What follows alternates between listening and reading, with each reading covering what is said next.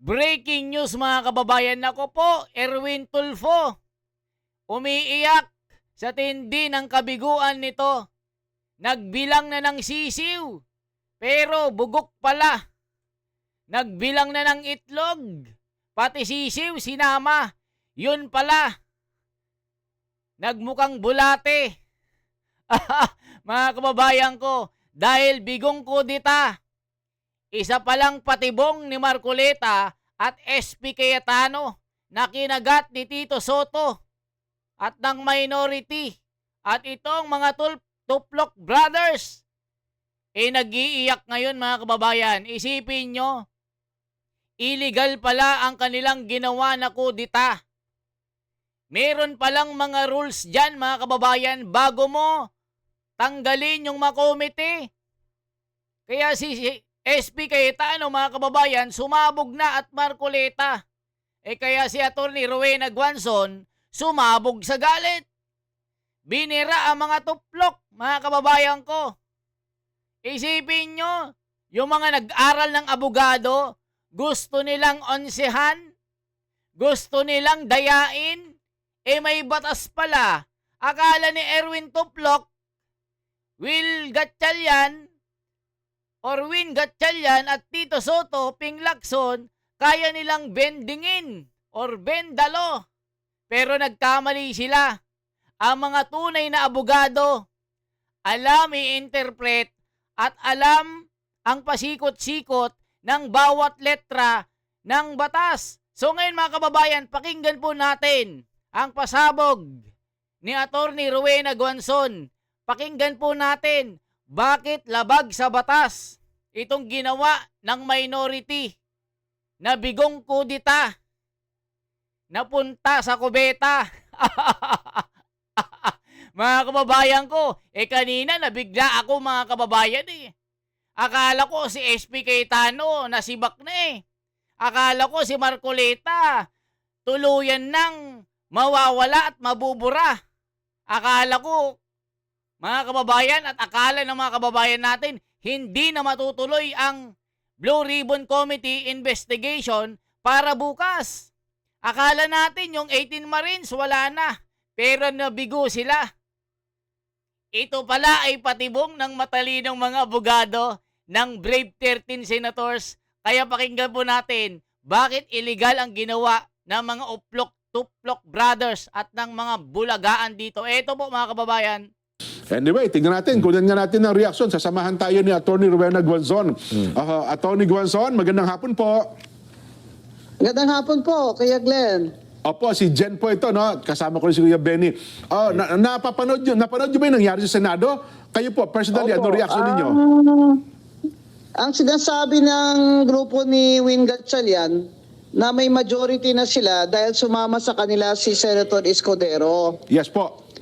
Ang nakalagay sa konstitusyon, the quorum shall a majority of the 24 members of the Senate shall constitute a quorum. Kasi wala namang namatay sa kanila, di ba?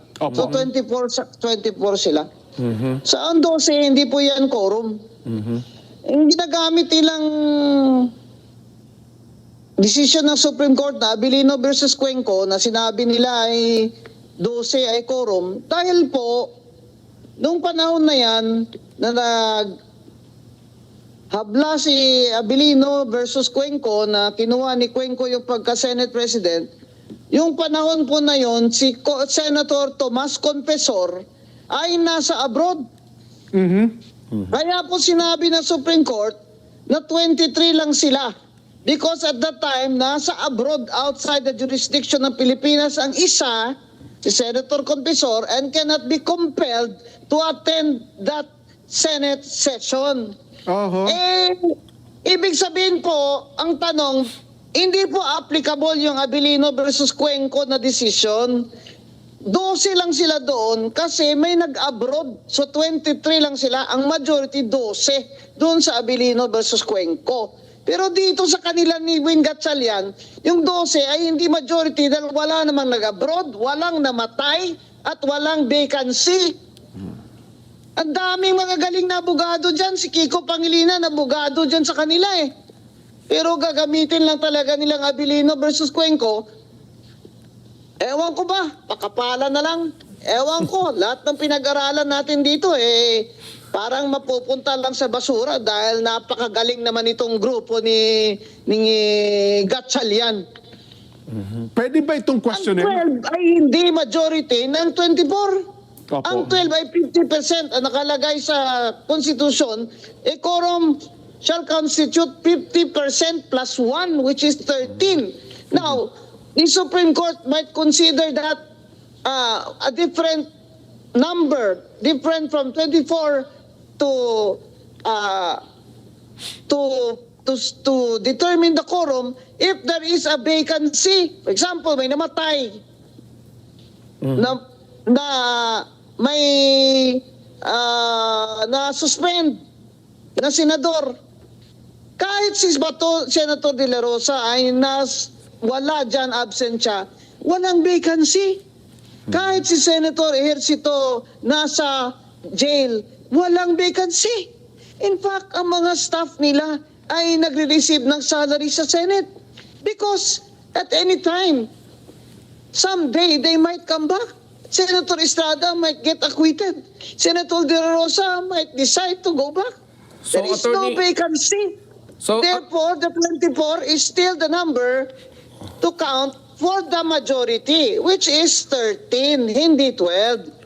So, attorney, sa nakikita niyo pong situation ngayon, si Benny Antiporto po ito, sa nakikita niyo pong situation ngayon, malaki ang posibilidad na aabot po ng Korte Suprema itong bagay na ito kung Aabot sakaling hindi talaga. po nila masettle to. Aabot talaga. Aabot talagang Korte Suprema dapat. Kasi gaya rin Kasi- ng sabi ng iba abogado na hindi naman po kinwestiyon yung quorum kanina kung habang nagkakaroon ng proceedings dahil nandun din naman daw po si Chis Escudero. Bakit? Nasa kamay ba ni Chis Escudero ang pag-question dyan? Ayan mga kababayan, nako po, Attorney Rowena Guanzon na isa po sa mga aplikante ng pagiging senador sa darating na 2028 na national election. Ito ay isang batikang abogado. Naging piskalya po ito mga kababayan at prosecutor. Magaling talaga ito sa mga batas-batas. At sumulat din ito ng isang batas na sinusunod natin ngayon. O ngayon mga kababayan, ano ba ang ginamit ng grupo ni Win Gatchalian? Itong sinasabi na mga kababayan yung Abilino versus Cuenco. Di ba mga kababayan? Ginamit pala ito dahil yung isang senador mga kababayan nasa ibang bansa. Di ba mga kababayan? Ito ang ginamit ng mga tuplok at mga bulagaan. Hindi sila pwedeng gumawa-gawa ng kanilang mga interpretation ng batas. Dahil 12 plus 1 ang kailangan para isulong ang majority. Sila 12 lang mga kababayan at merong mga rules doon. Hindi mo pwedeng palitan ang isang SP Cayetano or magbigay ka ng isang acting Senate President. Merong nasusulat doon pag ito ay tinanggal na suspend, namatay, may disability, hindi makapagsalita. Yun lang yung paraan para palitan mo at gumawa ka ng isang majority at kailangan high kompleto ang 24. Dito kay General Bato, Senator Bato, maaaring isang araw dumating yan at biglang bumoto. At si Jinggoy Estrada, maaaring ma-acquit. Nandito lang naman sa jurisdiction ng Pilipinas, hindi naman pumunta sa abroad. Kaya itong sinasabi ni Erwin Tuplok na labag daw sa batas ang ginagawa ni SP Cayetano at ni Marcoleta, naggaling-galingan mga kababayan. Pati si Tito Soto at Win Gatchalian nag-feeling at nanumpa bilang Senate President. Di wow! Mga kababayan ko, at sinabi ni Erwin Tulfo, bukas ay kanselado ang pag-iimbestiga at ito ay gaganapin muli sa 24 ng Lunes. Naggaling-galingan. Ayaw daw niyang iimbita yung 18 na Marines kasi hindi naman niya kinikilala ito.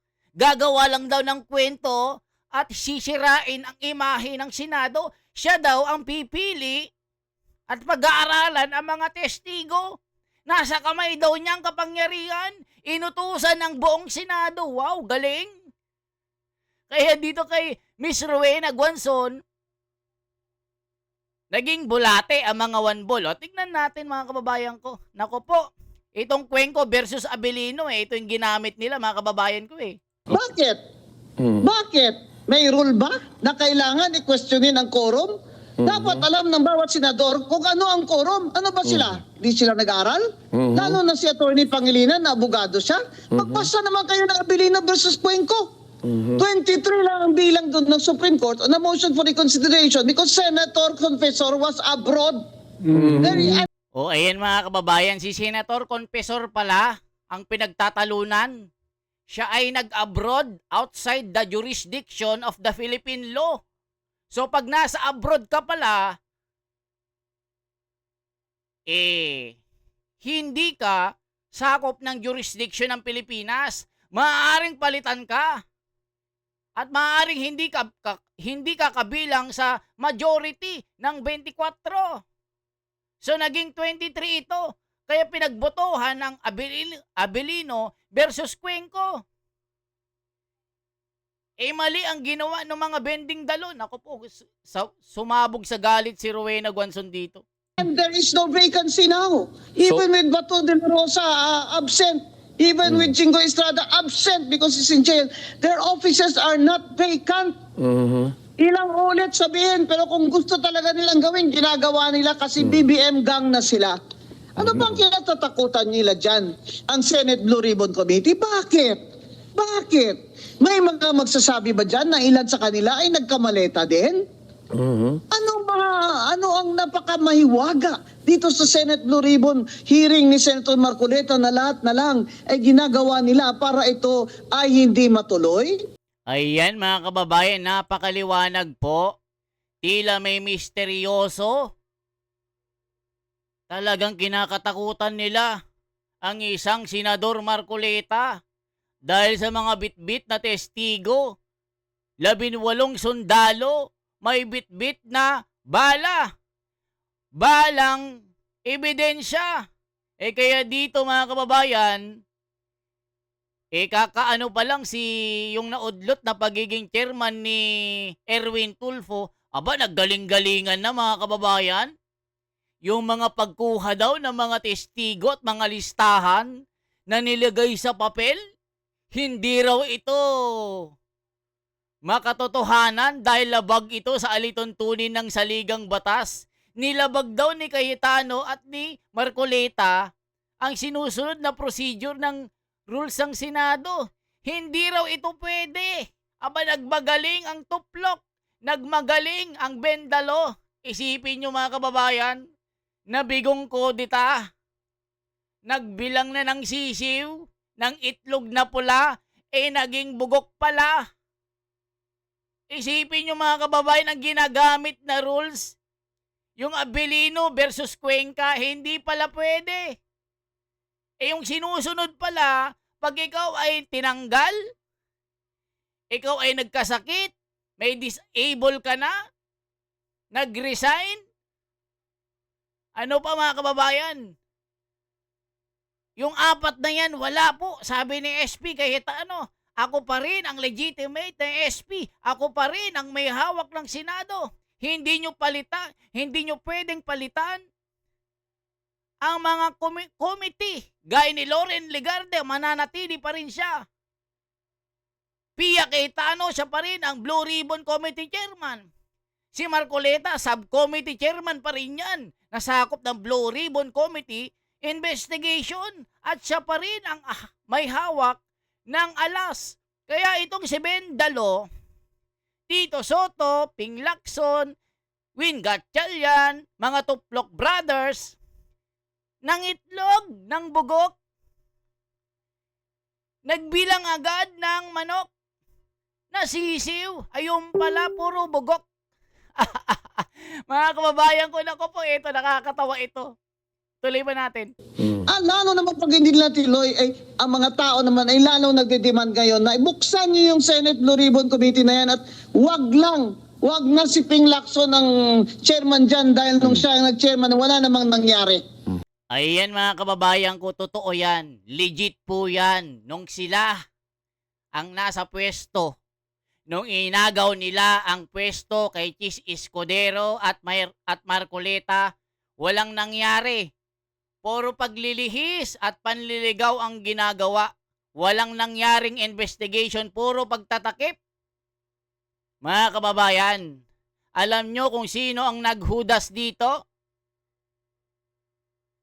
Para isagawa yung kanilang nabigong kudita si Chis Escudero. Hindi natin alam mga kababayan kung kasama yan sa patibong ni SP Cayetano at ni Marcoleta. Kunwari pupunta para may delegate si SP Cayetano para pakinggan yung kanilang usapan. So ngayon kinagat yung patibong. So ngayon pakinggan po natin si SP Cayetano. Ito po mga kababayan ko. Magugulat po kayo. Ito po ang pasabog ni SP Cayetano. Nagulat ang mga bulagaan dito. By them trying to undermine the leadership of the Senate at pinapalabas na magulo ang Senado. Pero mas mabigat po ang usapin natin ngayon. Bakit po? Dahil may tanong po tayo. Una, has Philippine democracy died again? Pangalawang tanong, binasura po ba ang Philippine Constitution? Bakit po ito tinatanong? Simple po, ang nakalagay sa konstitusyon ng Pilipinas, pwedeng mag-conduct ng business ang Senado by a majority of all its members. Ang majority po ng 24 ay 13 po. 13 po ang numero. Yung sinasabi po nilang kaso, yung po ay ibang-iba. Nag-adjourn po kami nung nag-walk out sila. So that means they have to call the roll at kailangan 13. Yung binabanggit nilang kaso po, inahamon ko lahat ng abogado. It is not applicable kasi doon po tuloy-tuloy yung sesyon. Tinigil tapos sinabing may continuing quorum po sila. Tayo po, malinaw na malinaw sa records, ay nag-adjourn last Tuesday at sinabi na tayo ay muling magre-resume ng alas 5 nung Lunes. So, what is the point of going through this? The question we have to ask ourselves is that, is the Constitution but a piece of paper to this administration? Has the judiciary ceased to function? Wala na bang Senado? Yun na po ba ang pananaw ng ating administrasyon? Ang tingin ba po ng 12 senador ay basta't kakampi mo ang Malacanang ay wala ng batas? Kung titingnan niyo po ang Rule 1 and 2 ng Senado na ayon to sa Philippine Constitution, para i-elect ang Senate President at ang Senate President Pro Tem or Pro Tempore ay kailangan po 13. So paano po nila alisin si Senator Loren Legarda kung 12 lang po sila? At mapapakita po sa inyo na gusto nilang i-control ang premises ng Senado at gusto po nilang hindi mag-hearing ang Blue Ribbon Committee bukas sapagkat ay binasa po nilang rule para magkaroon po ng acting Senate President. Kailan po ba pwede magkaroon ng acting Senate President? Babasahin ko po sa inyong rule.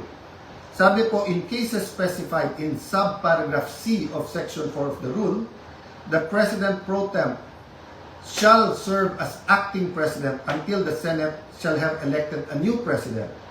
Hindi po sila maka-elect ng new President dahil wala po silang 13. Uulitin ko po, pag may 13 po sila, ako pa mag-o-oath sa kanila. Bibilisan ko po na ibibigay sa kanila. Wala po silang 13. So ano yung rule po? The President Pro Tempore shall discharge the powers and duties of the President in the following cases, A, B, C. But she or he shall only become acting President in the case of subsection C, which says, in the event of resignation, hindi po tayo nagre-resign. Removal, hindi po nila ako naalis. Death, buhay pa naman po siguro ako, hindi po AI ito. Hindi po AI ang kumakausap sa inyo ngayon. Buhay pa ho ako. Absolute incapacity. Siguro naman po nakikita nyo. Nakakapag-isip po ako, nakakapagsalita po ako. So wala pong ground para magkaroon ng acting president. This is an illegal coup d'etat na may kasamang pagbabasura ng ating konstitusyon. O ayan mga kababayan, win Gatchalian kahit win ka. Loser ka. Yan ang sabi ni SP Cayetano. Hindi pwedeng magkaroon ng acting Senate President kung walang disable, hindi nakakapagsalita, nasibak, natanggal, namatay, may namatay ba? Incapacity? Disable na ba si SP Cayetano? Di ba mga kababayan, dyan sila natuplok ang mga bending talo. Kaya itong si Erwin Tulfo, huwag kang magbilang ng sisiw. Kung hindi pa ito napipisa, kasi para kang bugok lang. Parang bugok lang na itlog. Nakakainin ng bulate pag ito ay bugok. Gaya mo. Diba nung kanina nag-press con ka, galing-galingan ka. Tinuruan mo pa si Marcoleta na mali-mali ang ginagawa. So ikaw magaling. Ano sinabi ni Miriam Defensor Santiago? Yung the late Miriam Defensor Santiago na magaling sa batas. Kayo yung mga galing-galingan, magaling pa kayo sa hukom. Magaling pa kayo sa mga abogado na nag-aral ng 5 taon. Tapos kayo magkakaroon lang ng common sense at intuition. Yung feeling mo lang ganito, ganire, eto na yung batas para sa inyo. Mga tanga, bugok, mga palalo, adelentado. Yan ang sabi ni Miriam Defensor Santiago. Yan ang problema ng Pilipinas. Kung hindi ka abogado, ibebending mo dalo. Kaya si Tuplok Brother naggaling-galingan kanina, akala mo kung sino magsalita. O ngayon, umiyak na. Kasi nga mga kababayan, sisiw agad yung binibilang niya. Aba, nagbilang agad ng 13. Nasisiw. Ayun pala, bugok pala. Parang utak mo, bugok. Alaka, sabi ni Marcoleta, adelentado. Alaka. I warned everyone about this from day one. We warned everyone yesterday when we explained the use of the parliamentary tool of not having a quorum. And kaninang tanghali, habang kausap ko po si Senator Marcoleta, I asked everyone, please pray, kasi at that time, balita po namin na nag-step up sila sa pagsasabing wala na yung kaso nyo, sumama lang kayo or pumunta lang kayo ng session hall. I even got a text yesterday, pumunta lang daw ako or si Senator Loren para nga at least mag-open and close. Nangyayari po minsan yan, that's a longer story. Pero naramdaman ko na po kahapon na baka may isang dumating, so 12 plus 1 equals 13. So 12 pa rin po ngayon, ay pang-11 pa rin po. Dahil sa ating konstitusyon, sa ating rules of the Senate, kailangan pong 13. Hindi po kami nagpipilit sa kapangyarihan. I can go as Senate President, even as Senator anytime. Hindi po ba ako lang ang katangi-tangi sa mga matataas na opisyal na nung nangyari yung flood control scam ay nagsabi, ba't hindi na lang tayo lahat mag-resign? Bakit? Ayan mga kababayan ko. Win Gatchalian. Nagkaigit na. Tito Soto, kabado na. Bukas tuloy na tuloy ang flood control investigation. Yari kayo. Walang makakapigil. Umulan man, bumagyo, magkadigmaan ang Iran at Israel. Tuloy ang investigation. Erwin Tulfo, humanda ka sa 18 Marine na sundalo. Baka pag nagkatitigang kayo, uno kang pumikit. Baka hindi ka makatingin ng harap-harapan. Kanina sa presscon mo, nagyabang ka na. Hindi mo sila kikilalanin. Sabi mo pa kay Marcoleta, kung gustong imbitahan ni Senador Marcoleta, itong mga 18 Marines, doon na lang sa Senado. magkape na lang sila ng kapeng barako. Ang yabang mo naman. O ngayon, iyak ka ngayon. Bukas, sabi nga ni SP Cayetano, kung gagawin nyo, sasaraduhan nyo kami. Alam na this. People power na. Magkakahiyaan na. Pinalitan nila yung sergeant at arms. Pinalitan lahat nila ng mga gwardya. So para pag pumasok, yung majority bukas, nakapadlock ang gate. O yan ang sinabi ni huwag nyong subukan. May babala si SP Cayetano at Marcoleta. Nako po. Po ngayon, after asking me to resign yesterday, illegal po. Actually po, hindi nila ako tinanggal. Naglagay ng acting. Senator Win, Lucian, ingat kayo dyan. You're playing around with fire. This is not just about the Senate. This is about the Philippine Constitution. Mga kababayan, sabi nila, ginawa nila to kasi naipit ang trabaho. Wala naman po silang ginawa ngayon. Kung hindi baguhin ang mga committee para walang Blue Ribbon committee hearing bukas, para hindi maimbitahan ang 18 Marines. Pinalitan nila ang presiding officer. Bakit po? Nagpakita po ba ako ng kahit anong partiality sa conduct or pag-usog ng impeachment court? Alam niyo po, madidelay po ang impeachment sapagkat pag pinalitan ang rules ay kailangan pa ho na magkaroon ng publication. So pati po ang ating mga arrangement ngayon magbabago. Bukod pa ho doon, pwede mag-motion for reconsideration kung legal. Ang problema, illegal po ang sesyon kanina. So this is their answer to the crisis they made. From May 11 till now, crisis after crisis, pinapasok yung NBI ng May 11, binaboy din tayo ng May 13, pagkatapos issue after issue, at ngayon naman po, instead of a simple adjournment sine die, kung saan meron tayong isang buwan na magtrabaho mga committee, pagkatapos uumpisa na natin ang impeachment, they're going to bring the Senate and the country into a political crisis. Ayan mga kababayan ko. Kayo nang umusga dito. For transparency, for a better democracy. Bukas na bukas, abangan po natin ang mainitang pagtatalo. Sana wag po nilang saraduhan sila Marcoleta at SP Cayetano, 10 ng kanilang kasama. Dahil alam nyo na ang mangyayari. Maghahalo ang balat sa tinalupan.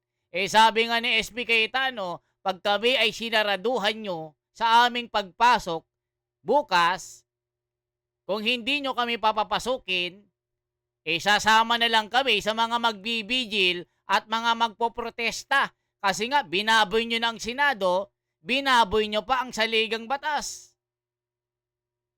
Ayan ang babala ni Senador Marcoleta at ni SP Cayetano. Kaya Tito Soto, Erwin Tuplok, mag-alsa balutan na kayo. Kasi bukas, whether you like it or not, the Blue Ribbon Committee Chairman, Pia Cayetano, and Subcommittee Chairman, Senator Marcoleta, will start and begin this investigation.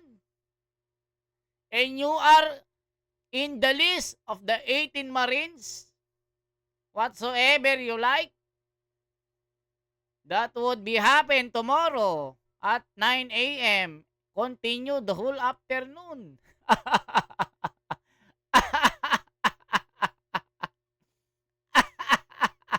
Mga kababayan ko, for transparency, for a better democracy, bagyan nyo naman ng like, share, at subscribe.